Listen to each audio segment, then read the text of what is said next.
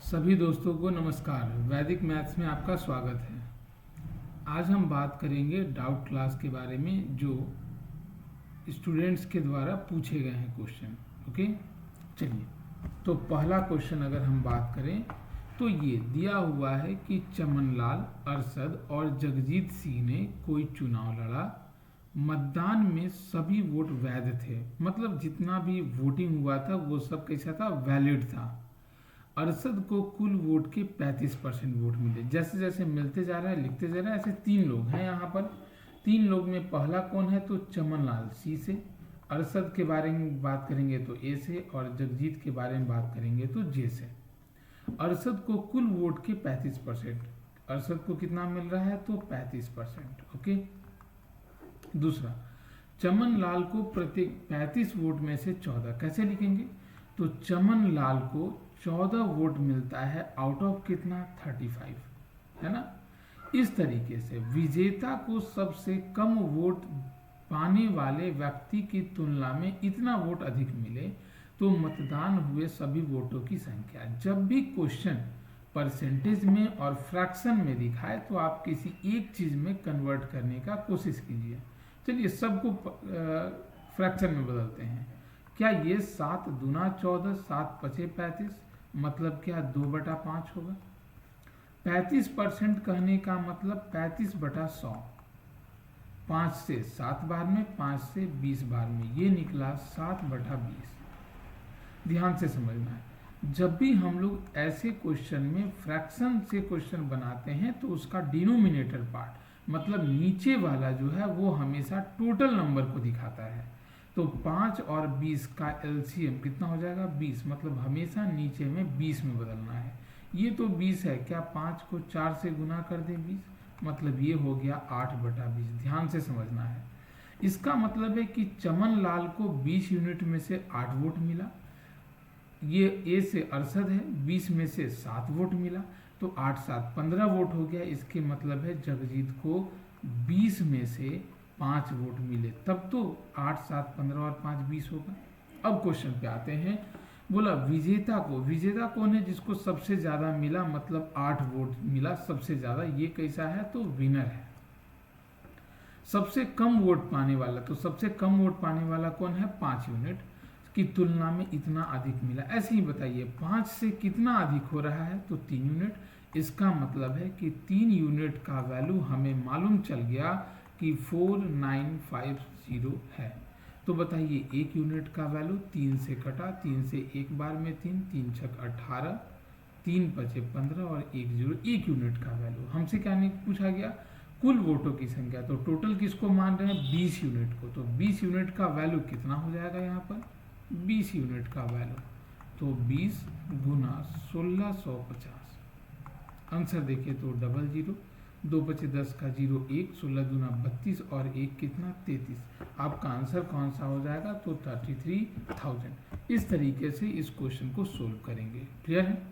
चलिए जैसे ही हम अगले क्वेश्चन में आते हैं, देखिए ये क्वेश्चन हाइट एंड डिस्टेंस का क्वेश्चन है, थोड़ा अच्छे से समझना है, बहुत डिफिकल्ट तो नहीं है ना। देखिए बोला बिंदु M और N एक इमारत के आधार से एक सीधी रेखा में 72 मीटर और 128 मीटर की दूरी पर स्थित है। मान लेते हैं यहाँ पर कि ये समतल जमीन है, ये इमारत है, इमारत के बॉटम से ये से एक बिंदु दूरी पर यहाँ M है और कुछ दूरी पर दे रेखा है N। कितना दूरी पर है, यहाँ से ये 72 मीटर के डिस्टेंस पर है और यहीं से ये कितना डिस्टेंस है तो 128 मीटर के डिस्टेंस पर है, ये भी मीटर में है ना। बोला जा रहा है इन बिंदुओं से उस इमारत के शीर्ष का उन्नयन कोण पूरक है। जैसे ये पूरक कहा, मतलब दो एंगल का वैल्यू, अगर ए और बी दो एंगल है तो दोनों का सम कितना होगा तो 90 डिग्री।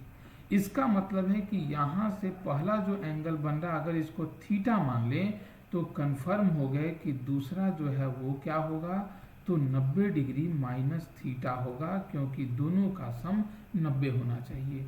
तो पूछा जा रहा है इस इमारत की ऊंचाई यह x क्या होगी। जब भी ऐसा क्वेश्चन पूछा गया मेरे दोस्त, क्या करना है, आसान क्वेश्चन है, दो तरीके से ऐसा क्वेश्चन पूछा जाता है, आपको इसका फॉर्म हमेशा याद होना चाहिए। फॉर्मूला है क्या क्या, पहला ध्यान से समझना है यहाँ, है ना।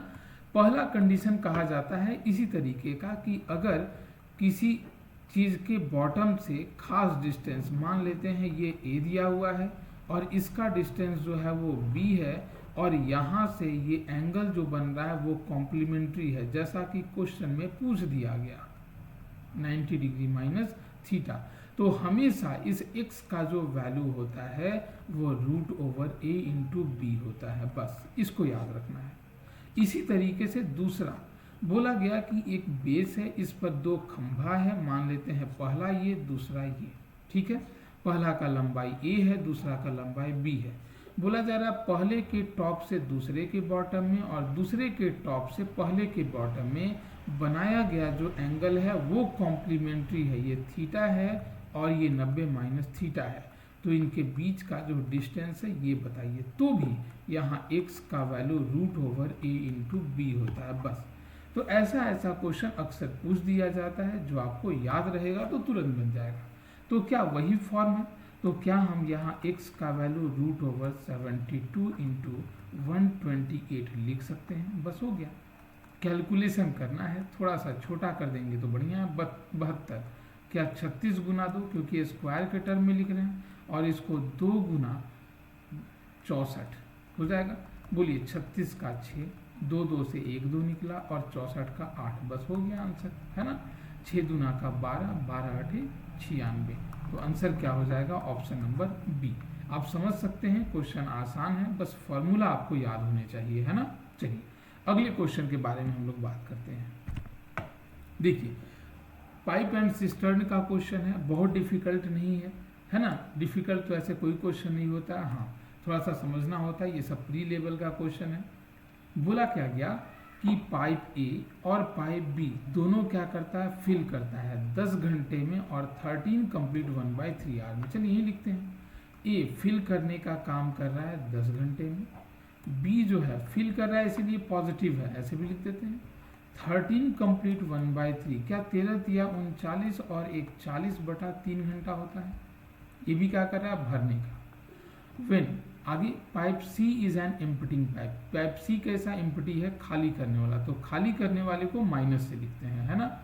When all 3 pipes are open together, जब तीनों को एक साथ खोला गया, कैसे लिखेंगे, बोलिए ए भर रहा है, बी भी भर रहा है इसलिए पॉजिटिव, सी खाली कर रहा है इसलिए निगेटिव, ये एक साथ काम कर रहा है। ऐसे में तीनों को भरने में कितना समय लगा, 8 घंटे में पूरा पाइप क्या हो जाता है, फिल होता है, भरता है। इसको ध्यान से समझना है, ओके। चलिए तो जब भी ऐसा क्वेश्चन होगा सबसे पहले हम इन सब का एलसीएम लेते हैं। देखिए तो एलसीएम फ्रैक्शन में है, कोई बात नहीं है, फ्रैक्शन में भी हम ऊपर वाले का एलसीएम लेते हैं, नीचे वाला छोड़ देते हैं। 10 40 और 8 का एलसीएम कितना होगा, 40।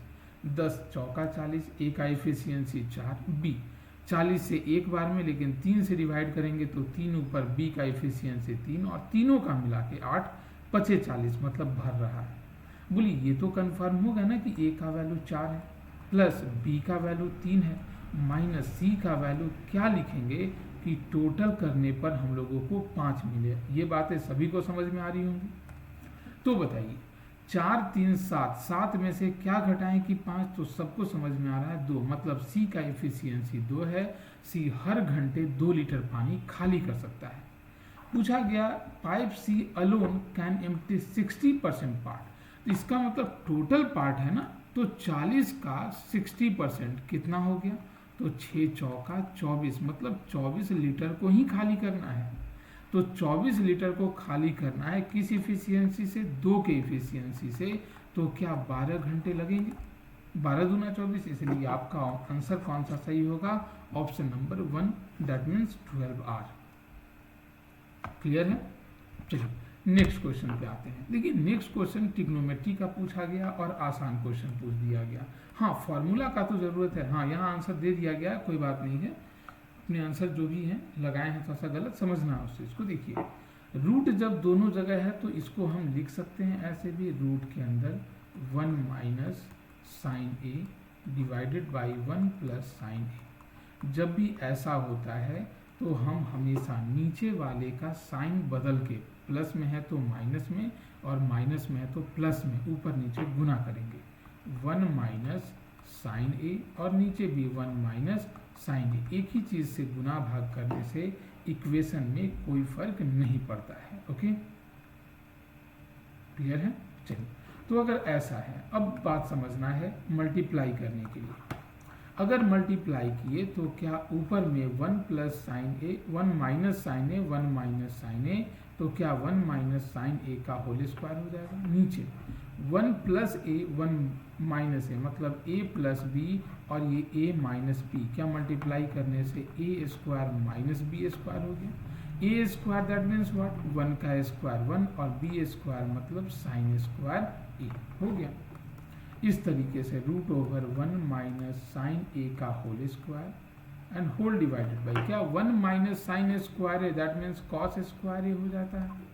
दोनों स्क्वायर से स्क्वायर रूट खत्म, 1 minus sine A divided by cos A square खत्म। बेस में कोई एक ही चीज़ है तो क्या बांट दे, 1 by cos A minus sine A by cos A. Okay, cos से 1 बाई कॉस क्या हो गया, तो 1 बाई कॉस हो जाता है सेक, और साइन बाई कॉस क्या हो जाता है, तो टैन। तो इस तरीके से आंसर क्या हो जाएगा, sec theta minus tan theta. Clear है ना? इस चीज को समझना है, बहुत डिफिकल्ट नहीं है ऐसा क्वेश्चन, कोशिश करना है समझने का। नेक्स्ट क्वेश्चन पे आते हैं हम लोग। चलिए फिर से टाइम एंड वर्क का क्वेश्चन है ना, डिफिकल्ट नहीं होगा, समझने का कोशिश करेंगे हम सभी लोग। क्या कहा, A complete 20% of work in 5 days. जैसे ही 20% कहा, हमको पूरे से मतलब है 5 दिनों में, तो 100% मतलब गुना 5, तो 5 पचे कितना, 25। बस रफ इसलिए करें कि आप समझ सकें, थोड़ा सा आसान, ऐसे समझ में आना चाहिए आपको कि 20% करने का मतलब 1/5 होता है। तो इस तरीके से ये बहुत डिफिकल्ट नहीं है निकालना। इसका मतलब ये पूरा काम जो है वो 25 दिनों में पूरा करता है। Clear? B completes 1/3 of the work in 5 days. B के बारे में क्या कहा, 1/3 काम करता है 5 दिन में, तो क्या एक काम 3 बचे 15 दिनों में होगा। बी क्लियर कर दिया कि पूरा काम कितने दिनों में करेगा, 15 दिनों में करेगा। अब they began the work together but B leaves after 3 days. देखिए, जैसे ही ये तोड़ करके काम करने वाला हो, बहुत भारी नहीं होता है, ए और बी एक साथ काम करना शुरू कर रहा है, बट है ना, begin the work together but B leaves after 3 days. तो साथ में काम कर रहा है, 3 दिन हुए, तो 3 दिनों के बाद बी छोड़ दिया, मतलब बचा हुआ काम कौन कर रहा है, A. The total number of days need to complete the work. तो बाकी बचा हुआ काम कितने दिन में कंप्लीट होगा, चलिए देखते हैं।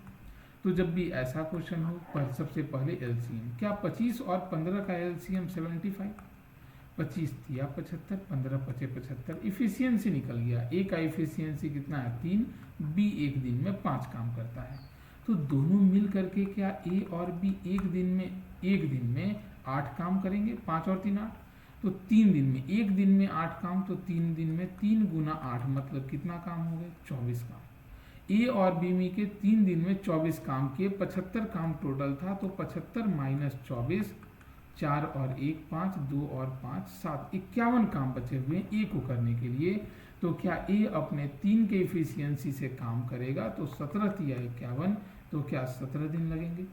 तो हमसे पूछा क्या जा रहा है, टोटल नंबर ऑफ डेज। तो टोटल नंबर ऑफ डेज के बारे में अगर हम बात कर रहे हैं तो क्या हुआ, total number of days that mean total days, तो 3 दिन पहले 17 दिन बाद, 17 और 3 कितना, तो टोटल होगा 20 दिन। इस तरीके से आंसर कौन हो जाएगा, ऑप्शन नंबर 2। तो आप समझ सकते हैं क्वेश्चन इस तरीके से हम लोगों को बनाना है। ओके, वीडियो पसंद आई हो तो लाइक और सब्सक्राइब जरूर कीजिए। ये ऐप अपना है जिसमें कि ये क्लासेस रात के 9 से 10 के बीच में चलाई जा रही है। फ़ी एकदम मिनिमम है, केवल 99 रुपीज़ है, इसलिए इस कोर्स से जुड़िए और अपने डाउट और जो भी प्रैक्टिस है उसको कंप्लीट कीजिए। Thank you all.